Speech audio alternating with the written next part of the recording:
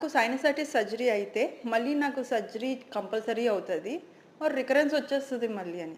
కాదండి. అలా అని కాదు. సో, సైనసైటిస్ అనేదే ప్రాబ్లమ్ ఇష్యూ. దానికి సర్జరీ అనేది అవసరం ఉన్నప్పుడు కంపల్సరీ చేయించుకోవాలి. లేకపోతే మీరు లైఫ్ లాంగ్ సఫర్ అవుతూనే ఉంటారు. రికరెన్స్ వస్తూనే ఉంటది.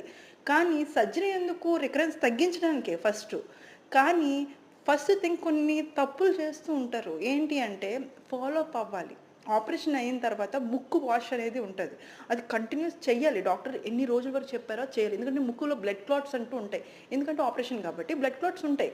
అవి రాలేదనుకోండి, బయటకొచ్చేయలేదనుకోండి సైనికే అనే ఇష్యూ వస్తదనమాట. సో, అలాగా సరిగ్గా ఫాలో అప్ ఉంటే మీ డాక్టర్ గారు చెప్తారన్నమాట. ఇది వస్తుంది. మీరు ఈ కేర్ తీసుకోండి. ఎందుకు అంటే అండర్‌లైన్ అలర్జీ ఉన్నదనుకోండి అది కంట్రోల్ కూడా చేయాలి. సో, ఇదంతా ఉట్టి సర్జరీ కాదండి. దేర్ ఆర్ ఫ్యాక్టర్స్ అదర్స్ కూడా మేము చూసుకొని అప్పుడు మీకు రికరెన్స్ ప్రివెంట్ చేయగలం.